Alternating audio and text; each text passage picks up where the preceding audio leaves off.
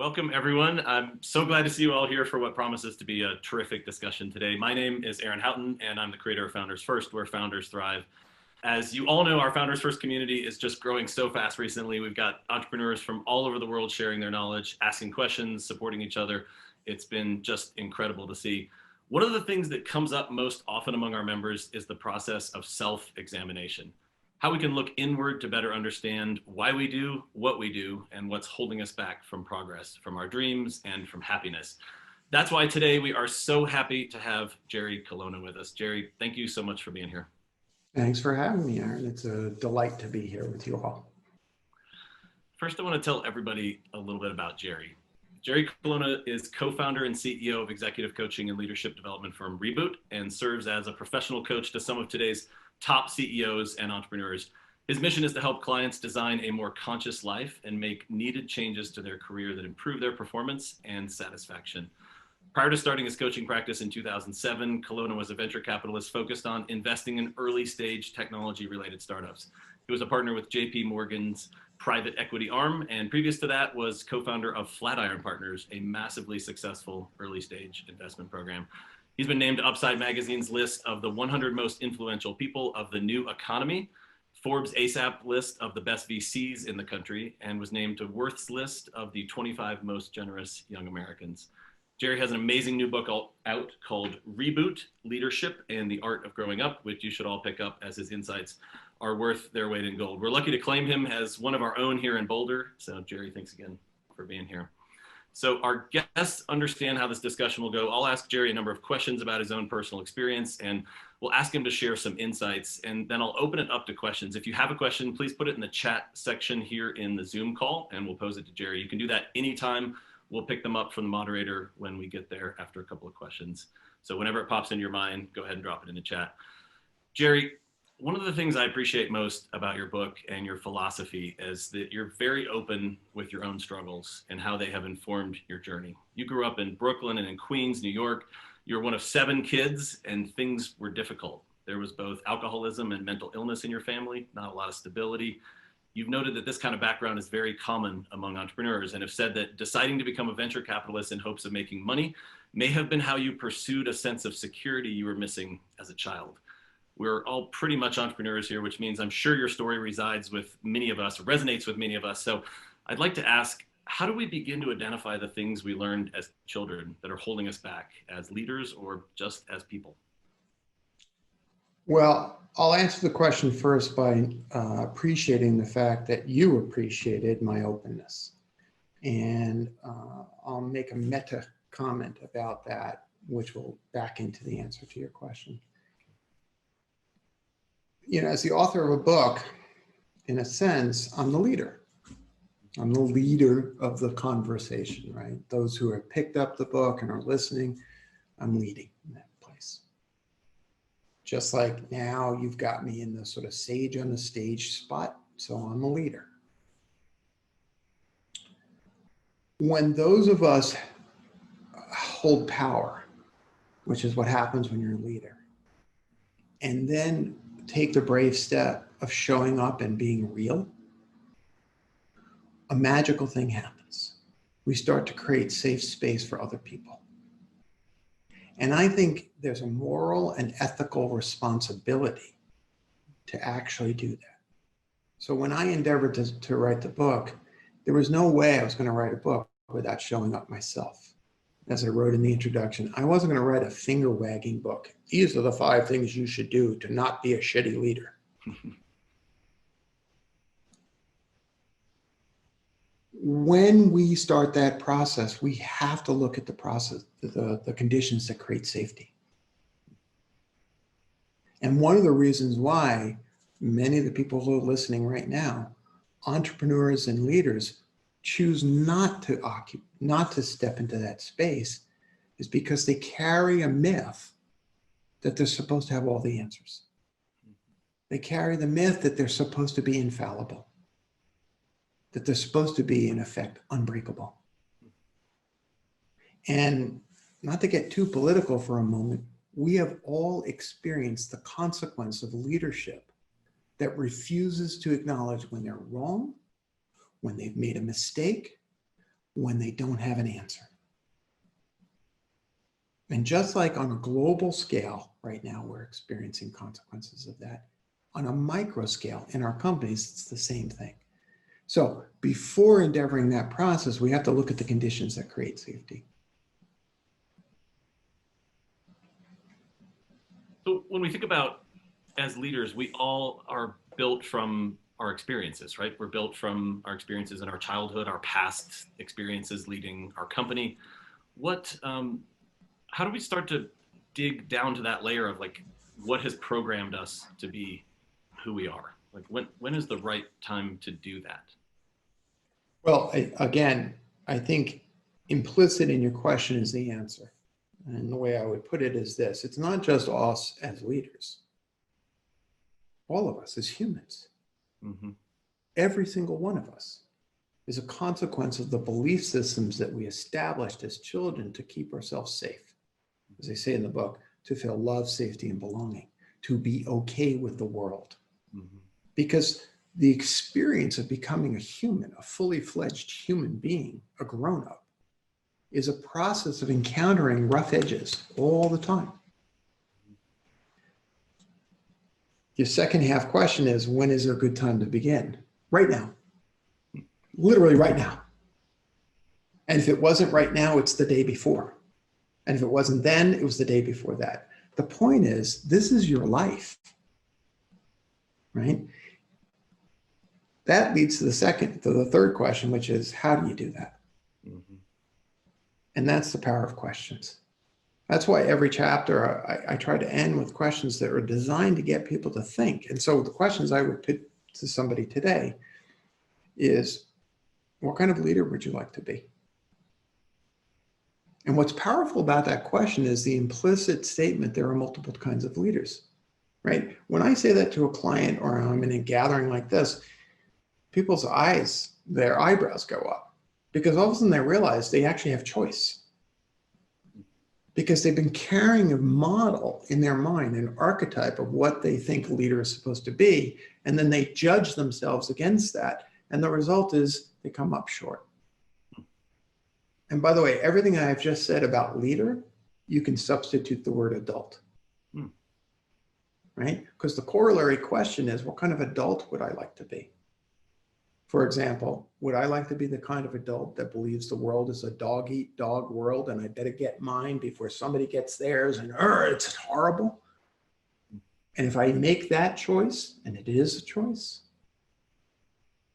what kind of life do I lead as a consequence of that choice? Mm-hmm. So these are difficult questions, but they're not impossible. You just start by asking yourself those questions. Mm-hmm. In our peakability training, we talk a lot about the difference between business success and happiness. I want to shift in this direction, as many of us have learned the hard way that these two things are actually different things. I'd like to share an observation you made about your time in New York at the height of your VC success. You said, the irony was that I was at the peak of my external affirmation. I was financially successful, I was well regarded, yet inside I felt hollow, empty, and hurting. I was lost and confused. I remember contemplating leaping in front of the subway at the Wall Street station in downtown Manhattan. With all my success, if I couldn't be happy now, why even go on? Many of us here have had similar crippling moments. For others, they're still ahead. Based on your own experience and what you've learned since then, what are the questions we should be asking ourselves to get ahead of such crisis moments? Or how do we get ahead of just pushing through the kind of hopelessness that might not bring us to the breaking point, but will keep us from ever being happy or reaching our full potential? Well, the first thing to do is to recognize what I would describe as the house of cards construct that leads one to that point. And for me, the house of cards was, if I have enough money, if I have enough external approbation, if I am believed, as New York Magazine described Fred Wilson and I, that I am a prince of New York, then I'll be safe. Then I'll be loved. Or as a client said to me just before this call, I won't be despised. Right? That's a fallacy. And it's that fundamental fallacy that leads us to that breakdown moment. Because when we achieve the external accoutrements of success and we end up empty inside, we have a crisis. I'm reminded of something Buzz Aldrin said when he described his depression after achieving the miraculous. He saw the earth from the vantage point of the moon. And what he said was, I looked out and I said, is that all there is? Wow. Right? When that ennui sets in, when it says, I have the vantage point of the earth from the, or I have the earth from the vantage point of the moon, and that's all there is, right? We can leap, or we can say, okay, I've got to rebuild this. I've got to do this differently.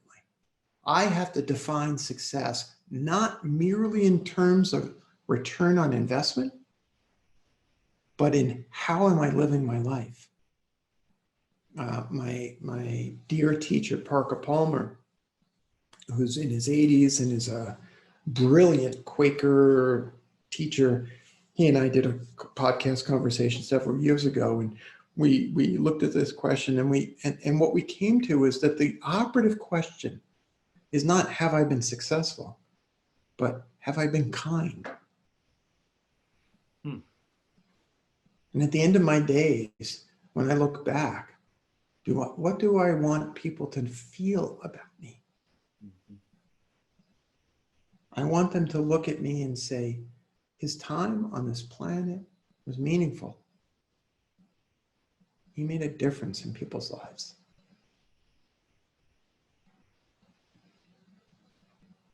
That discovery moment you talked about, reaching some level of success that in our minds we had placed some sort of vision around, right? Prince of Manhattan, Prince of New York, must have meant something to you before you were that, or in your head kind of pre-programmed that was something.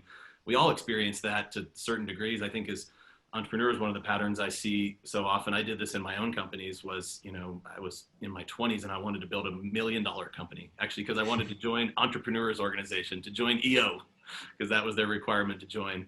And I built a company to $1 million, and it was amazing for about 2 minutes. And then the first look around and go, I want to build a $10 million company. And that number came from nowhere. There wasn't even any real attachment associated with it. And then years later, my business partner and I realized that in the Southeast, where we were building our company in North Carolina, that almost no companies exit for over $100 million. We kind of did a little spreadsheet of what the exits had been over the last 10 years. And we were like, we want to be not a $30 million, $50 million exit. We want to get above $100 million. And again, it came from such a silly place, right? We didn't know what that meant or what that would feel like. I'm curious, like, is that a universal experience that we set this milestone, this flag in the distance, and as leaders, do we always get there and look around and go, this isn't that cool? Is that why we set the new flag? I guess there's two questions there, but is that a universal truth that we're all just missing? Is that the flag isn't as good as we think it is? At the risk of sounding like a politician, I'm not going to answer that question immediately. The first thing I'm going to do is ask you a question. What were you chasing? Yeah. When you were in your 20s? Relevance. Yeah. Kid from a small town, went to a big university, lost in the numbers, started a company in a big market, was a nobody, wanted to be known in the business world. Yep. Right. So just hang out right there, Aaron, because it's actually still a tender spot for you. Mm-hmm. Right? Yeah. So kid from a small town, the fear was that I'm going to be a nobody. Yeah. Stay in that spot. So much of our toxic behavior stems from being afraid of being a nobody, being irrelevant, passing by this life and not having mattered. And we grow up feeling that, for me, growing up in Brooklyn and then later moving to Queens, the Emerald City was Manhattan. We literally called it the city, even though technically we lived in the city, right? And it was across the river, right? Sound like Bruce Springsteen, got across the river. It was across the river. It was across the East River. And it was this golden city. this emerald city, this place, this magical place. And if I could get there, then I would matter. So, is this universal? I don't know that everybody has it. I have yet to encounter people in different cultures who don't have it. Mm-hmm. And I would say that in some ways, the drive creates the best of us because it got you out of that small town. It got you into the equivalent, if not exactly EO. It made you relevant. But here's a question, and you can choose to answer it or not. What did it cost you?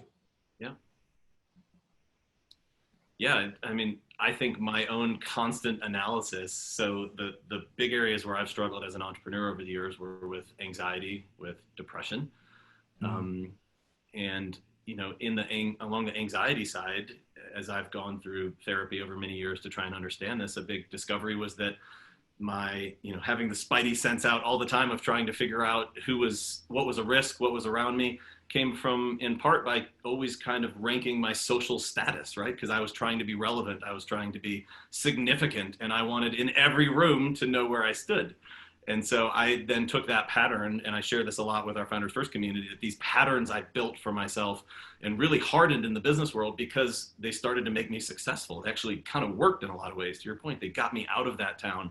They kept me motivated, then spilled over into every other part of my life. I would go, even after my exit in 2012, we sold the company for over $100 million, which was my crazy goal from years ago. And I would go out and I started to have social anxiety that wasn't just like in the boardroom or in pressure situations. It was in every situation. I would go to a restaurant with my wife and sit down and I'd be constantly scanning. It was that same behavior of trying to kind of socially rank myself and figure out where I am in the pecking order. And it spilled over into all sorts of parts of my life in really, really disruptive ways. So you must have really resonated and related to my description of my own childhood as growing up with a kind of hypervigilance. Yep. And constantly watching things. And the way I use that as a superpower, both as a reporter and then later as a coach, I just used it with you because I heard you speaking. I heard the 20-year-old in you worrying about not being relevant, right? And notice what's happening right now. You're landing, I'm landing. I'm hoping this is helpful for people because now we're being real. We're not just performing. Right? I find in my own life that when the inner me and the outer me are in sync, my anxiety and depression is ameliorated, if not entirely mitigated. Because I get to be me.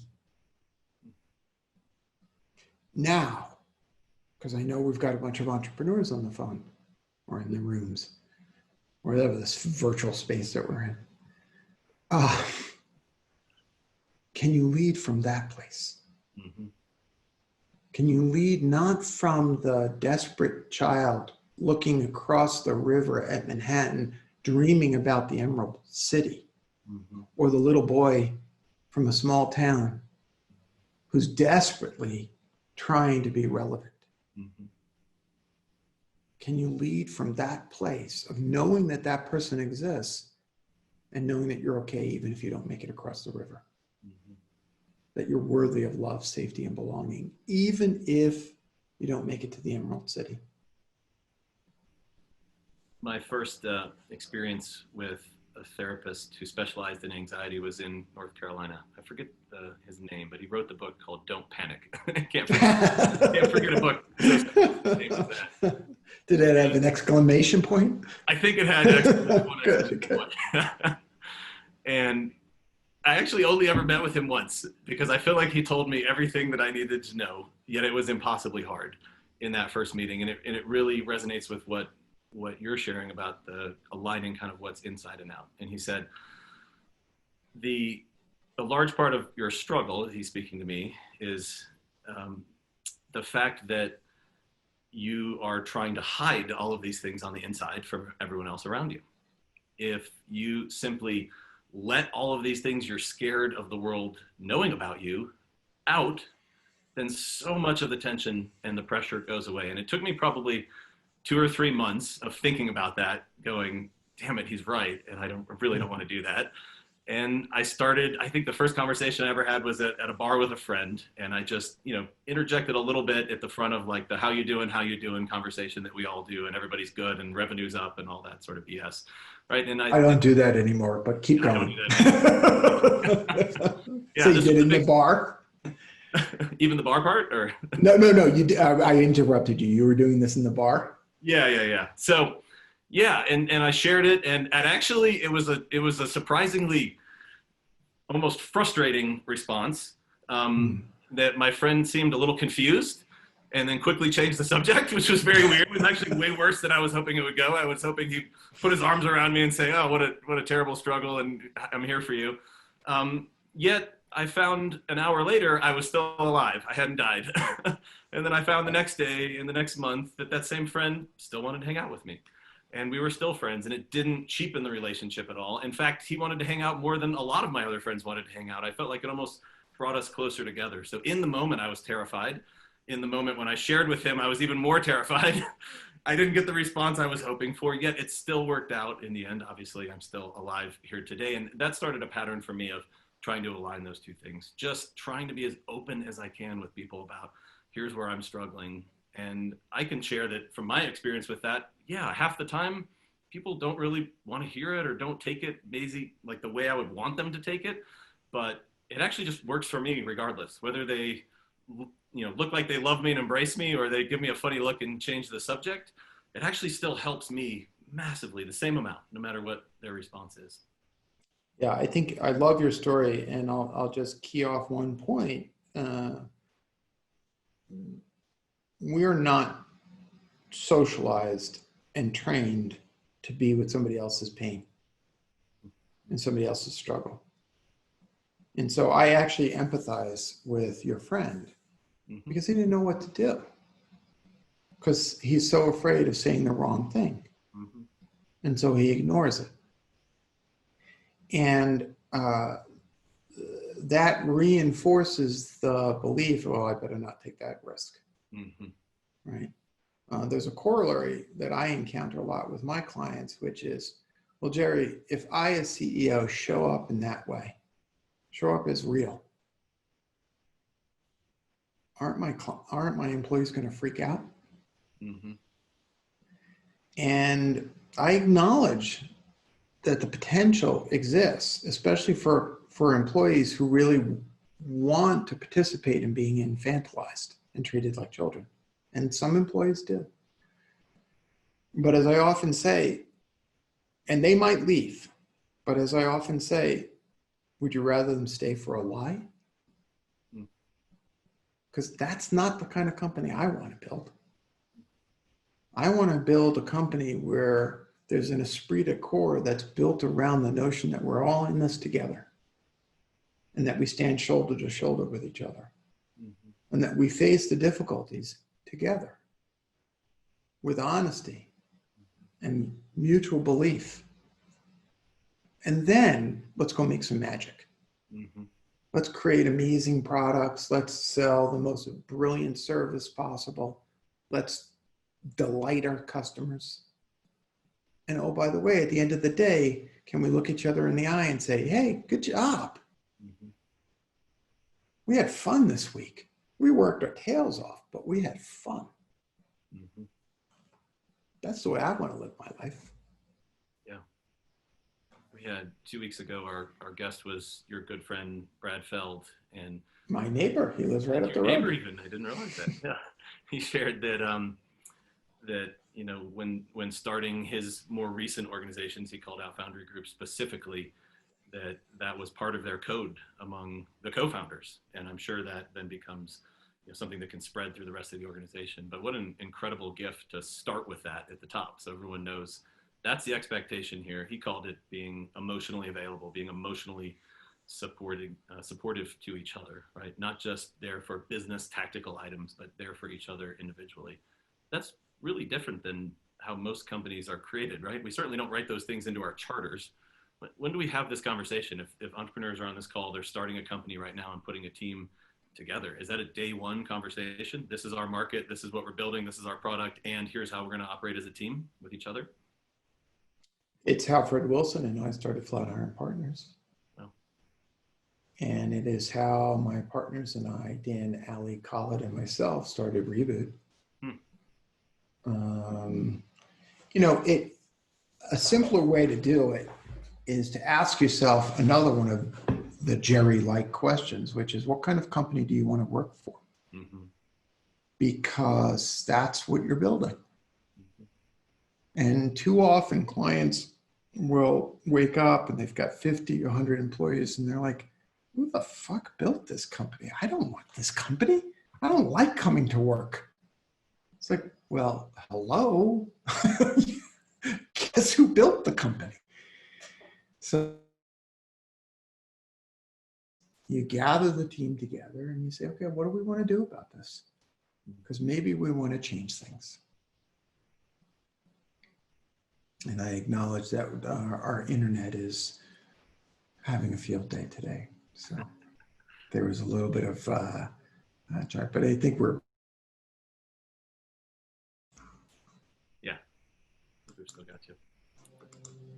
I want to shift a little bit to a kind of connecting point in your story, in your book, and also that we've seen with other folks recently about crisis and then support. So as entrepreneurs, we're often calculating the risk of what we do based off of the idea that others around us, parents, spouses, colleagues, even co-founders, as we're just talking about, provide the stability that keeps us from going off the rails emotionally or financially while we build our companies. I realize when thinking about today's discussion that you're actually our third forum guest in a row whose life was seriously impacted by 9/11. You, Brad Feld, shared in his story, and Errol Dobler, former Navy SEAL who joined us in September. 9/11 was a traumatizing event. And right now in October of 2020, we have such a convergence of massive crises, health, social, political, environmental. People are just rattled. Well, entrepreneurship alone is a hard road. Maybe now the things we relied on for some stability around us are no longer so stable. So I'd like to ask how we stay the course in times of trauma. In a time when everything around us seems to be falling apart, how do we maintain vision on the bigger picture, or how do we keep ourselves together in those moments? So since about March, I've often turned to a quote from one of my teachers, a Buddhist teacher named Anipema Chodron. And in the quote, which comes from her book, Comfortable with Uncertainty, she notes that all around us, the weather is changing. The sky is shifting, the wind is blowing, sometimes a storm rolls through. And her advice is for us to sit like a mountain in the midst of a hurricane. To sit like a mountain in the midst of a hurricane. And when I first started reading that quote and taking it in, one of the things I realized was that it was problematic because it could be misread as to sit rigidly, unshaking, unbreakable. But I don't think that that's what you meant. And so then I asked myself, well, what is the mountain? And I realized the mountain is purpose, is values. The mountain are our beliefs in the world. So for example, I might sound Pollyanna, but I believe that people are basically good. And so in the midst of all of the storm, all of the distress, I look for the good in myself, in my colleagues, in my friends, in the world at large, even in people whose belief systems differ from mine. Because that's the world I want to live in. And that is unshakable. Mm-hmm. That is virus proof. I'm not virus proof, but that is virus proof. When we look at the cascade of crises, health, economic, the racial reckoning, where finally we're asking the questions about white supremacy and patriarchal society and the consequences of that. And for God's sake, can we create a world that actually lives up to our ideals? Every one of those incidents is an opportunity to live into the world that we say we want to have. You know, my famous question is, how have I been complicit in creating the conditions I say I don't want? My outwardly oriented version of that question is, how have I benefited from the conditions I say I don't want? I am a white cisgendered male of power and privilege. I have benefited enormously. Even my journey from across the river benefited from the fact that I was white. If I deny that, I deny the world that I want to see. So what do I have to do? What am I willing to give up that I love and I benefit from in order to see the world that I want to have? That's my opportunity, implicit in all of this. And holding forth on that creates the mountain. Beautiful. You had your own sort of rock bottom moment that I shared the quote from earlier we talked about for a second, and you've been able to right size to something that brings you greater happiness, but you're still a CEO. You're still by nature a business person. You have a dozen amazing coaches on your team. You've got a massive client base, packed schedule. I'm sure you could easily fall back into the grind if you didn't continually remind yourself to focus on the right things for actual time management. What are you spending your time on? I'm curious about the practices you tie into your daily life that help you both refocus on your objectives and also not go down the rabbit hole of increasing workload and stress and anxiety that come with it. This is such a big problem that we hear about from folks in our community all the time. How do we not fall back into those patterns that have led us in the wrong direction?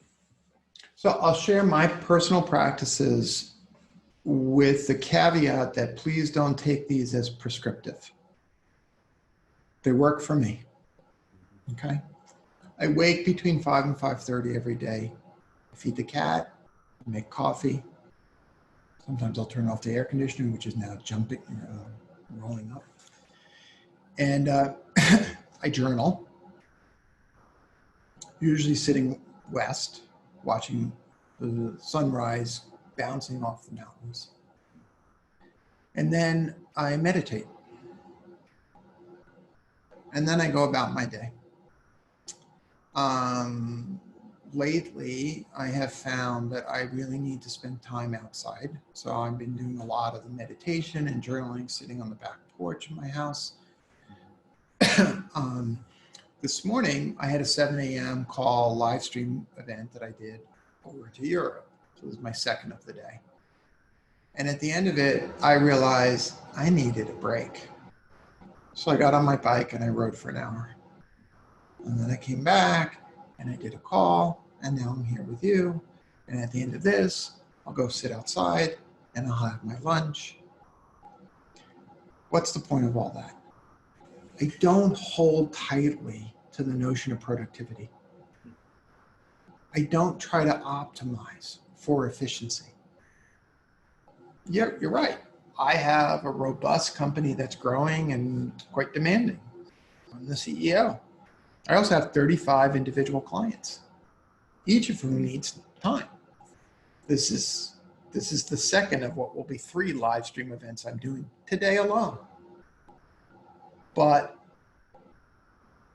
I feel good. I'm in the green. Because every day I weave in self-care. Every day. It's not self-indulgent. It enables me to make sure that I show up for you for an event like this, so that I don't come here and just go through the motions and bullshit my way through. That's painful to me. Mm-hmm. Folks, I've got one more question for Jerry, then we're going to turn it over to our members for questions. So please put those into Zoom chat now. And now's the time to do it. So drop it into chat and we'll pick those up in a second. So Jerry, one more question for you. We often ask our guests to imagine they're traveling back in time, able to give advice to the younger version of themselves.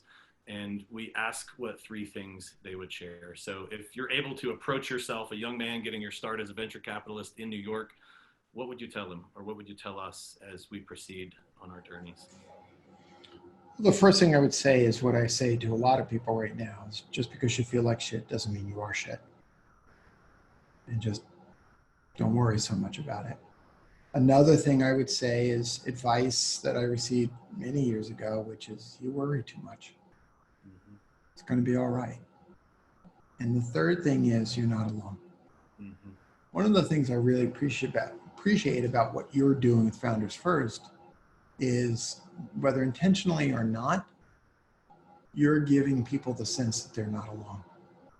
You're actually reaching back in time, Aaron, and teaching the mid-20-year-old version of you that relevancy is less important than community.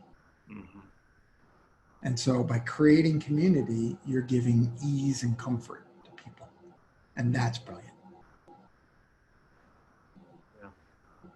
Yeah, and I think part of it has come from my own value that I got from things like EO, which I did join 15 years ago, and other organizations that bring founders together. And then also from part of it being that I couldn't find entrepreneurial groups where I could have the conversation I tried to have with my friend in the bar, where I could just completely open up about the personal side. There's parts of that in other organizations.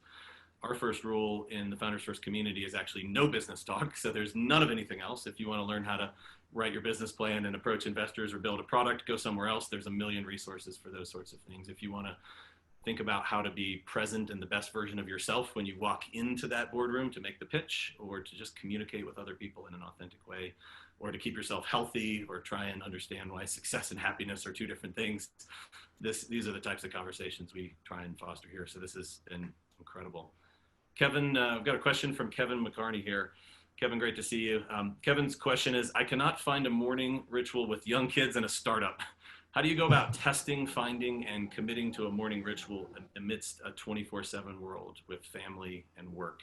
I heard this from a founder earlier this week who said, she said that she just has no time for herself right now because everyone else around her is a complete disaster and she's keeping them on their feet. Yeah. So first of all, Kevin, I want to just acknowledge that it's really difficult that when you have young children and a startup, time just disappears. There's no question about that. And I did not, while I've journaled every day since I was 13, I didn't always have this routine. I have three children, and they are 30, 28, and 23. And when they were munchkins, I wasn't sitting on the cushion, right? I was like getting them dressed and getting them ready for school. And oh my God, Dad, I need a permission slip signed, all of that stuff. The thing I would say is to try to think of this process as an arc, and that you're in the space right now where the ritual is embedded in what you're doing. So for example, and I don't mean to dismiss the difficulty of what I'm about to say. I recognize it's hard, but is it possible to take small moments of connectedness? Because the ritual is less important than the notion of connecting. And so when you are feeding your 1-year-old in the high chair and you're giving them porridge or oatmeal or something like that, and you're making the train choo, choo, choo, right? Is that an opportunity for connection? Is that an opportunity for you to connect within yourself? Or when you're changing a diaper, or when you're packing a backpack or lunch, or I guess everybody's virtual right now, or when Dad, Zoom's not working, I can't get into my classroom, all of that stuff. If you can extract from that sense of meaning briefly. Same thing with work. If you can extract from that a sense of connectedness, it will go a long way to easing the stress. Be gentle on yourself with not having a ritual, the Tim Ferriss, God love him, the rituals, right? Easy. You'll get there. Next question's from Ian around the investment industry. I'm really curious about this one. Can you share any insights about how the VC and private equity community is beginning to embrace the concept of investing in the emotional well-being of the leaders of their portfolio investments? Is it improving? So there's some expectation that maybe that wasn't great in the past. Oh, it definitely wasn't great in the past. And I think it is improving. And then it's always two steps forward, one step back.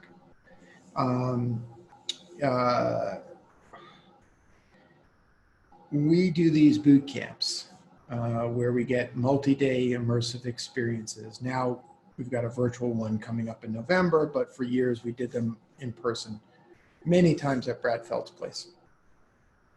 And after 2 or 3 years of doing this, we finally launched one just for investors.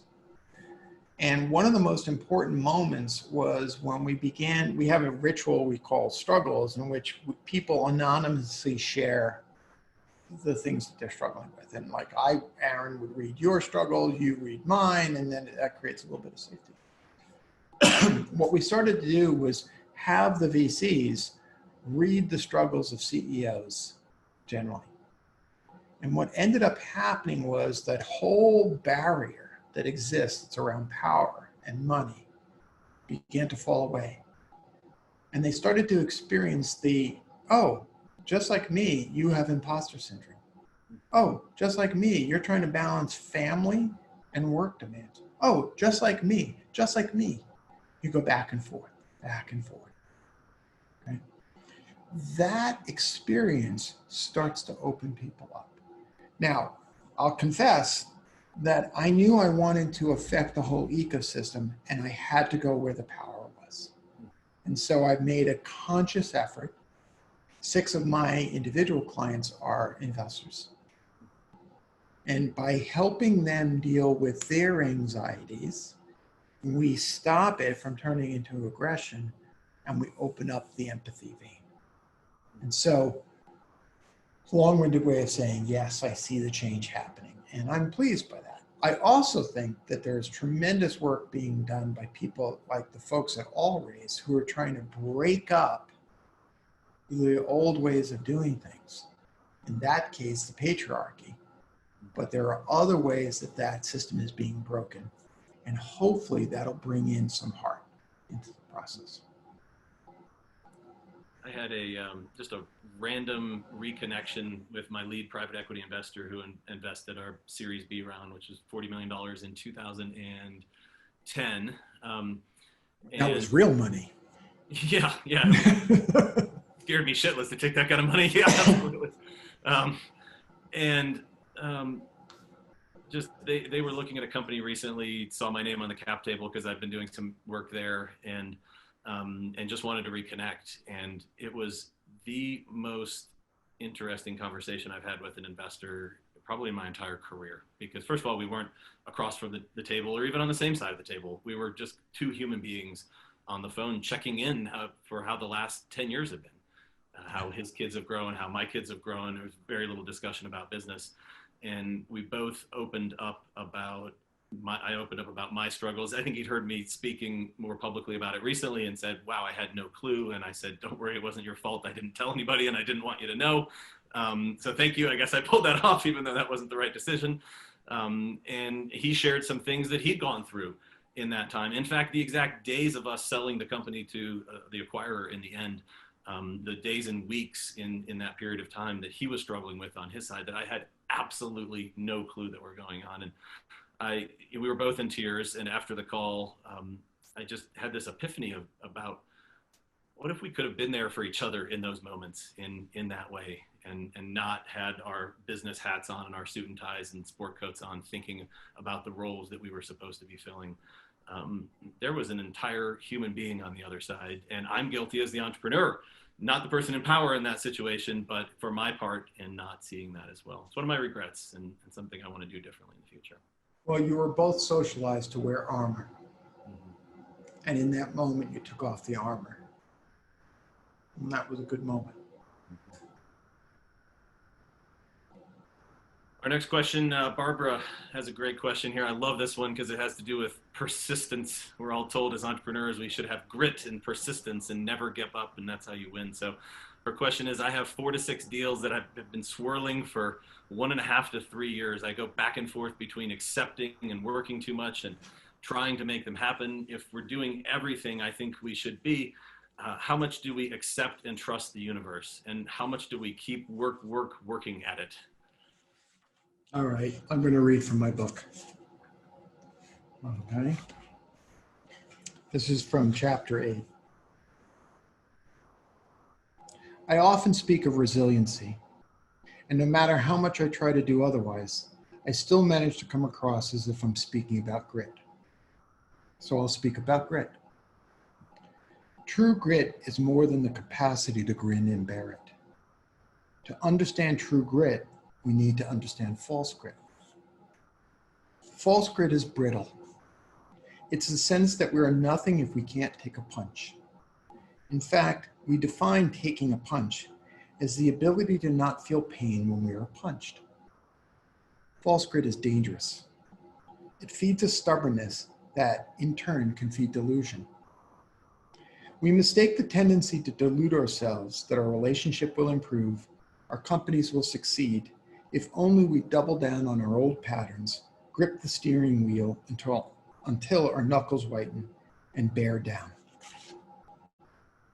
Leaders who persist out of stubbornness, believing themselves to be gritty, are at best delusional and at worst reckless. True grit is kind. True grit is persistent. True grit persists not in holding on to false beliefs against all evidence, but in believing in one's inherent lovability and worthiness. True grit is the leader believing in the team's purpose, its capacity to overcome obstacles, and the relevancy of the cause. We have to be careful in this moment because we tell ourselves that we are being gritty when what we are being is stubborn. I remember an entrepreneur calling me and saying, how do I know when I should pull the plug? How do I know when I should let go of this company, this portfolio investment? How do I know when enough is enough?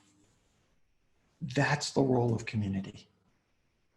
To open ourselves up to people saying, Aaron, you're trying too hard. Let it go. Right? It's a tough spot. But behind all of that wish to be persistent is the fear of failure. Is the fear that if I let go, I'll be worthless. Just like you walking into the bar, turns out you were still alive afterwards. And even if one or two, I believe the questioner's name was April, is that right? What was? Sorry, Barbara. Barbara, I'm sorry. Barbara, even if one of those companies that you're holding on so tightly to fails, were you kind? Did you act in a way that you would be proud? What kind of adult were you in that process? So it's a long-winded response, but it was a very important question and it deserved that space. There's another G word that I think gets us in just as much trouble as grit. And our next question is from my friend Jennifer Cullenbine. Jennifer, it's great to see you here. Thanks for being here. Jennifer asks, I have a nonprofit on purpose that provides holiday gifts to 82,000 children every year. Is it okay to be happy in this space and not focus on the G word, growing larger or doing more? Others, board of directors, staff, volunteers seem to need growth goals. Right. So the answer to your question is you already know the answer because you gave us the first fact at the very beginning. 82,000 children. God bless you. And implicit in the question was another answer, which was an intentionally nonprofit. And what that reminded me of is a phrase I've been using lately. A lot of coaches call or write and say, hey, is there any space that we can join Reboot and things? And I always say, we're an intentionally small company because we like the work that we do. And I would say that the people who are pushing you to grow may, I don't know for sure, but may be trying to assuage their own issues by asking you to be someone than you really are, other than who you really are. And so I would use that as a jumping off point for a really curious conversation that goes like this. What are we missing by staying intentionally small, focused, and effective? Is there really an opportunity in that growth? What need would we be meeting by growing? Now, if what you conclude is that you want to reach 160,000 children, okay, then that's something to consider. But for God's sake, there's no reason to grow just for growth's sake. Incredible. Jerry, thanks once again for your time, your candor, your incredible insight. We post these recordings and these discussions inside our community, just so everybody knows. So I know many of us will be reviewing it over and over again. I feel like I need to be Venmoing you $180 like I do to my therapist right now. So thank you very much. Oh, I'm a lot more expensive than your therapist. Oh, that was per minute. Sorry. Yeah. Thank you. We are so grateful for your time, and everyone, remember Jerry's new book, Reboot, Leadership, and the Art of Growing Up. It's an incredible read and full of insights we can all learn from. Thanks, everyone. Thanks, Jerry. See you next time. Thanks, Aaron. Take care, everyone.